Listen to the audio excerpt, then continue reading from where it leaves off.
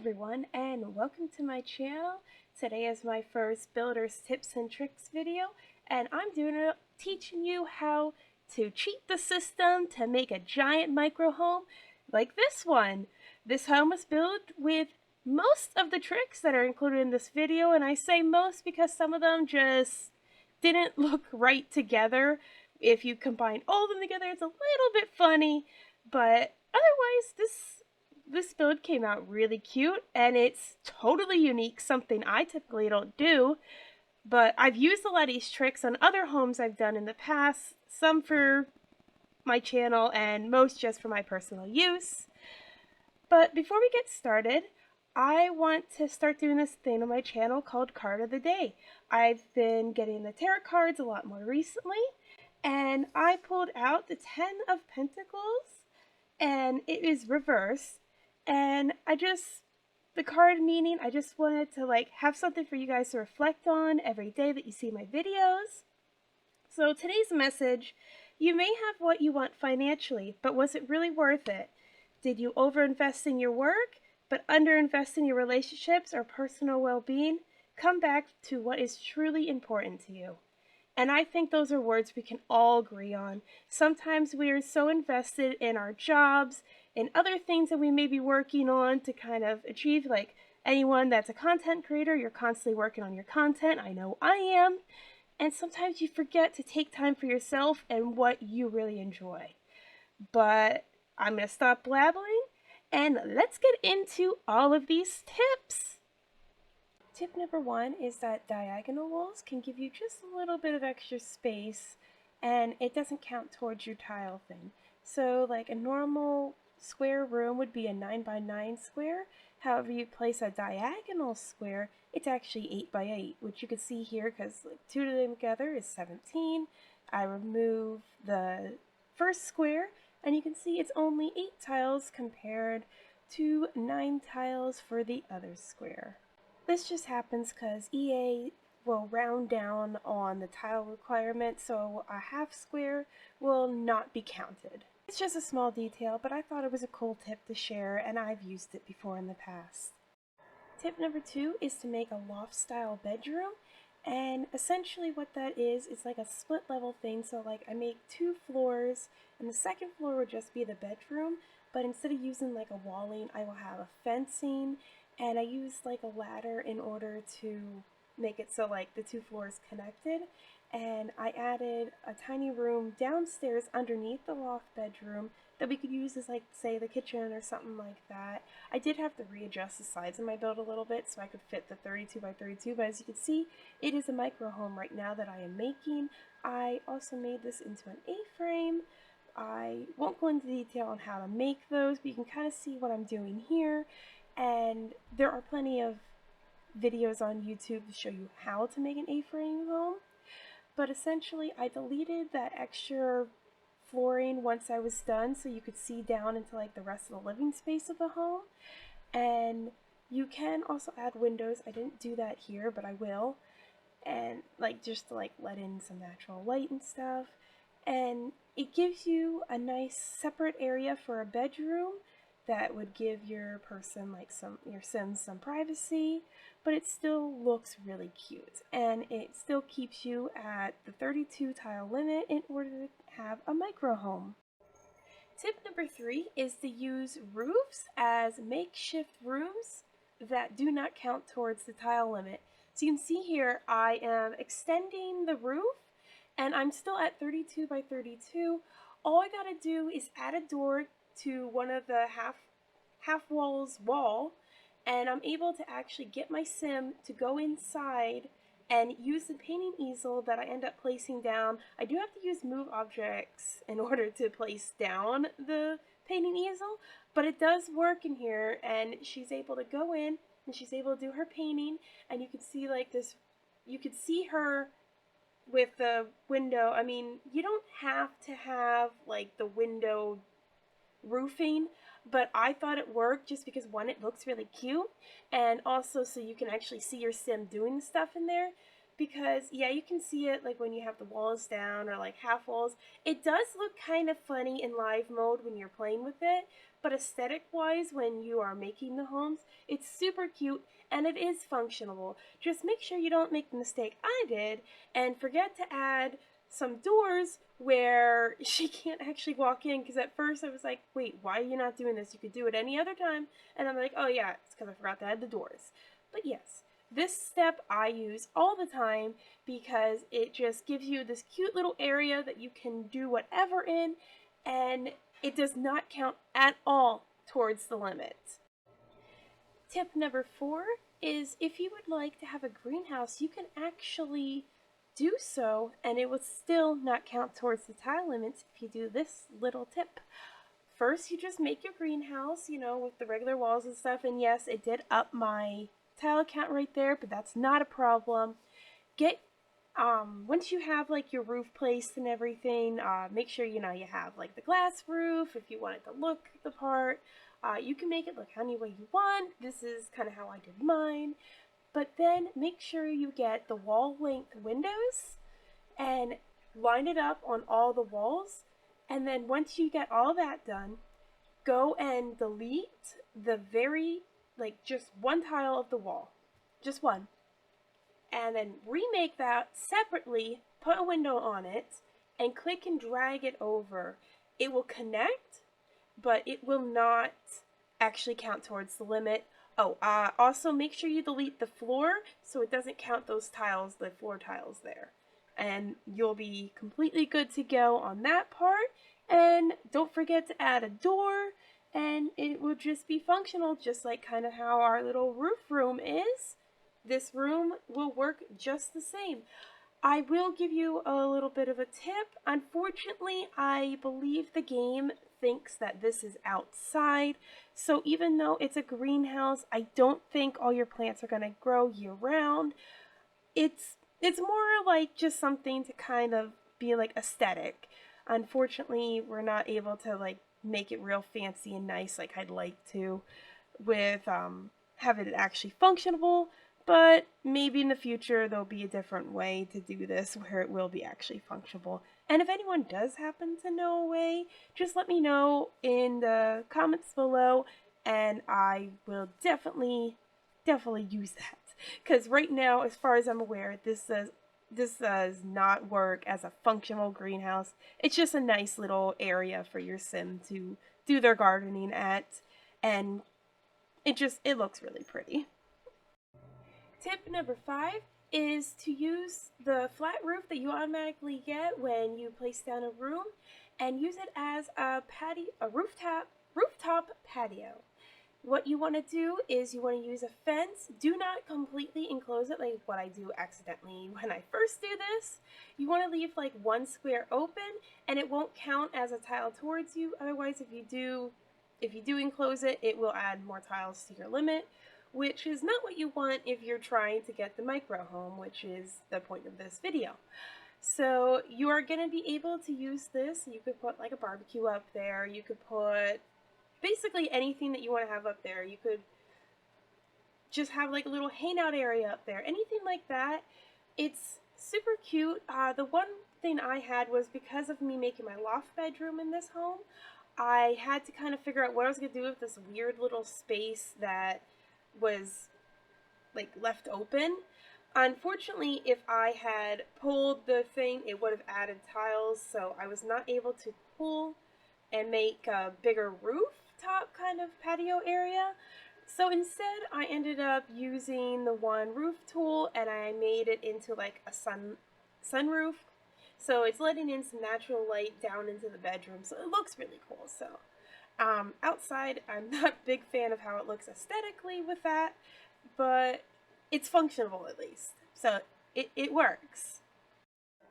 Tip number 6, super easy one, but if you want to have multiple levels of your build, you can use a ladder or a staircase and place it outside of your house instead of inside your house. That way you can use more of the space from the inside of the house to decorate, and you don't have like a big staircase taking up a bunch of your space.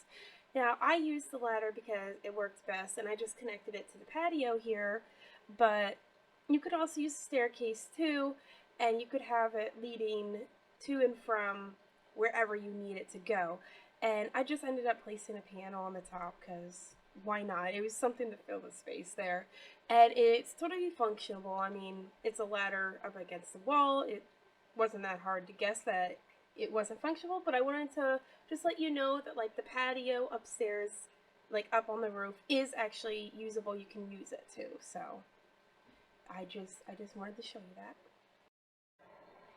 Tip number 7 is to use the staircase as like a mock porch. Now, I'm not actually keeping this just because of like how it looks when like I raise the floors and everything, cuz like where I made the roofing, that unfortunately does not raise properly. I mean, it just has like this weird gap underneath, so it doesn't look good. So just giving you that heads up. But when you raise it, you can go and take your staircase and you can extend it over by one, and then you can just spread it across, and you can put fencing on it and everything else. I don't know why it was glitching so much with like deleting the door and stuff like that, or moving the door around when I was putting the staircase on, because I've never had that problem before. But yeah, if you do that, you can basically make it look like a small porch that you are able to use to, and you can put like a little decoration on, or something like a rocking chair or whatever, or like some plants. Nothing real big. It's not going to be a real big porch or anything, but it does work if you make a build where you need a porch. Now for tip number 8, say you want to have a little flower bed. So you go and connect the fence, and then oops, we have more tiles. So what we gotta do is actually delete one of the walls, and we are gonna make a separate fence, and we will actually pick up that fence and we will click and drag it, and then you are free to have a little flower garden. It does not count towards our tile requirements, and there you go. That's a super easy thing. I've used it quite a bit because it really annoys me when fences do that anyways, when they're against walls and stuff like that, because it's like I just want to have a cute little flower bed. So yeah, I thought that was a really good tip that I know in order to just prevent like wasted space basically, or wasted tiles. Tip number 9, use BB Move objects in order to place items into your build. You are able to overlap like the little footprint things, so if you would not have the move objects on, you would have less room to place things, because everything needs at least one tile square, like the toilet, the shower, sinks, all that stuff. They usually need one tile squares at least in order for your sim to use them. However, you see I made a 2-tile bathroom with just the shower from university and just like a regular toilet, and I put the door on the same tile that the shower is on, and it is totally functional. She can use this. And you saw earlier I used the painting easel. I had to use move objects in order to put the painting easel underneath the roof. Move objects is such a great cheat in order to make the most space of your builds. I use it a lot to clutter up my builds and stuff like that. But one thing you gotta keep in mind is that when you use the cheat, and when you have to place that house onto your lot, you need to make sure that you have the cheat activated, or else those items will disappear.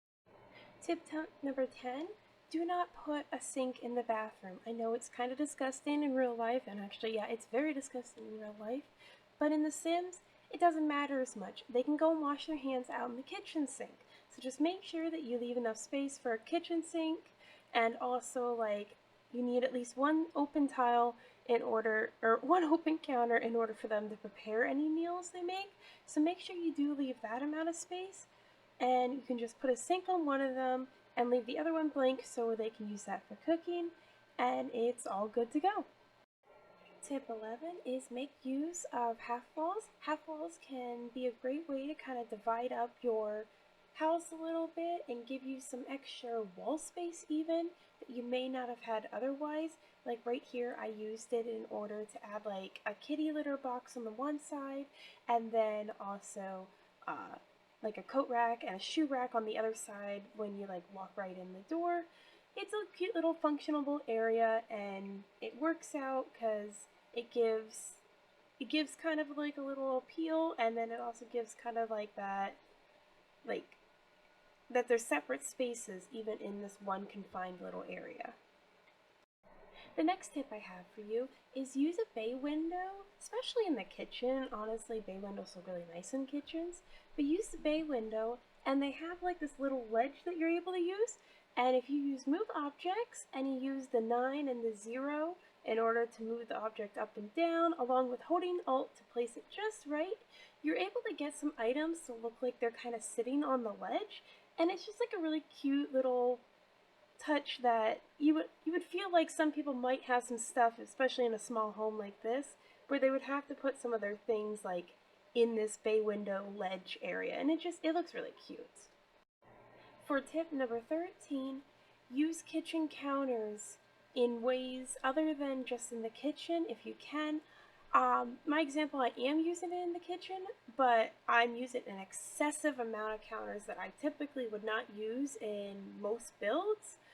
But if you think about it, when you got a tiny home, you need storage space. So like you can even see an example of like how much like crammed room there is. Like it's basically next to no room to move in this kitchen. But the Sim is still able to make it between the doors. It does clip a little bit weird and stuff, but that's to be expected.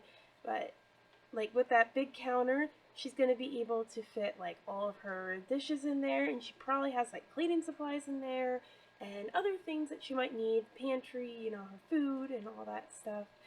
And you can easily use this in like the bathroom, in your living room, in your bedroom, in any room that you do happen to make in your tiny homes. And it kind of gives it a sense of realism, because most people that live in smaller homes have a ton of areas where they're able to store things, so everything's picked up and it looks nice, but there's room to hold all the essentials that you need. Tip number 14, use these small little lights from Base Game. They don't take up much space, and they actually help add some natural light into your home and just make it feel a little bit more open and friendly. My last tip, tip number 15, is add clutter. This is a tiny home, and you're going to need the clutter to make it look like it's a lived-in space. When you have a smaller area, things tend to kind of be sitting out more. Yes, we've got the storage space and everything, but there's only so much that storage can hold, and clutter is definitely the way to go if you want to make your homes look a little bit more, just give them a little bit more bang for their buck, basically. My personal suggestion is use objects in debug. They can give you some really cool effects to your home. Like you can make it look like a Sim was in the middle of preparing dinner, like I did in the kitchen counter area. Or you can like make it look like they have a little office space, kind of like what I did around my person's computer desk. They have some makeup at their computer desk, so maybe they're doing their makeup before they go on their computer. Who knows? But use the clutter. It helps tell a story for your home. And in a tiny home, that even though it doesn't really do anything to help cheat the system there, it just helps make it look a little cuter. I really hope that this video helped a bunch of people. Thank you guys so much for watching this. I've been using a lot of these tricks for a while. Some of them are newer ones that I really haven't experimented with so much, and some of them I actually came up with as I was kind of practicing on the go, or other people had told me about them, and I just figured compile them into a video so other people can like make some really cool little micro homes, or big micro homes, sorry. Anyways, are there any tricks that I included in this video that you did not know of yet? Please let me know in the comments below. And If you have any other tricks that are not in this video, I would love to hear them. So please, again, leave those in the comments. I'm always up to learning something new. Uh, I I really like this build. At the moment when I'm filming this, I am not able to get on the gallery, so this house will eventually be out on the gallery. I just don't know when. The gallery's been acting up all day, so we'll hope that it's okay by the time that this video goes live, because I want to have this build up there for you guys if you guys want it. But thanks for watching, everyone, and I hope you all have a magical day. Bye!